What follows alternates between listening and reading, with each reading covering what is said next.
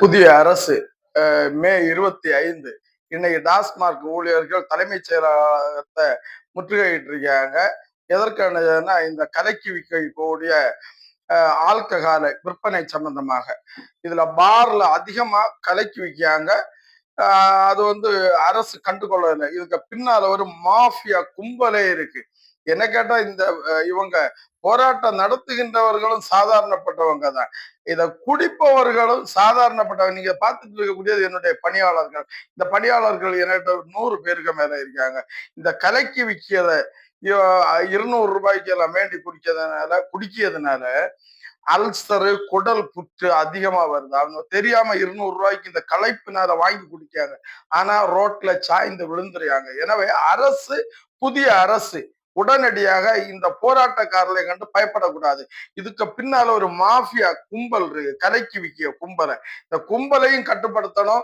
இந்த எதிர்கட்சிக்கு தூண்டுதல் தான் முழுக்க. எனவே அரசு உடனடியாக துரித நடவடிக்கை எடுத்து இதுக்கு மேல இந்த சாதாரண விவசாயிகளுக்கு மருத்துவ செலவு அதிகமா இருக்கு. எனக்கிட்டே 100 பேர் இந்த பணியாளர்கள் இருக்காங்க. அதனாலதான் அவங்க சொன்னாங்க, அண்ணாச்சி ஒரு வீடியோ போடுங்க அண்ணாச்சி அப்படின்னு. எனவே புதிய அரசுக்கு என்னுடைய கோரிக்கை, இதை அரசு முத்திரையுடன் சரியான ஆல்கஹால் கண்டன்ஸ் கரெக்ட் பண்ணி நீங்க விற்பனை பண்ணுங்க. இவங்களுக்கும் அந்த களைப்புக்காக தினசரி குடிப்பாங்க. இந்த மாஃபியா கும்பலை நீங்க உடனே கட்டுப்படுத்துங்க, பிடிச்சு கட்டுங்க. ஏன்னா இவங்க தமிழகத்தையே உங்களை அரசுக்கு எதிராக ஒரு போராட்டத்தை இவங்க இந்த சாதாரண உழைப்பாளர்களை வச்சு தூண்டி விட்டுருக்காங்கன்னா இவங்க இல்லை, இவங்க பின்னால இருக்க மாஃபியா கும்பல், இந்த பார் நடத்துகின்றவர்கள். இவங்களை நீங்க கட்டுப்படுத்துங்க. அரசுக்கு IPS IAS அதிகாரிகள், காவல்துறை இரும்பு கரங்கொண்டு இதை கட்டுப்படுத்துங்க. எனவே வரக்கூடிய அரசுக்கு எங்களை போன்றவர்கள் உறுதுணையாக இருப்போம்.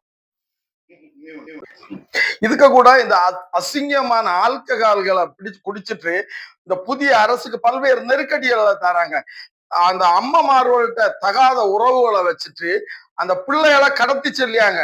அதை நீங்க ரொம்ப கவனமா அந்த பேட்டி குடிக்க இந்த இறந்து போன குழந்தைக்கு அம்மாவை கட்டாயம் நீங்க அதை விசாரணை பண்ணணும். ஜெயில இருக்கக்கூடியவனை விசாரணை பண்ணணும். இவங்களுக்கு டெஸ்ட் பண்ணணும்.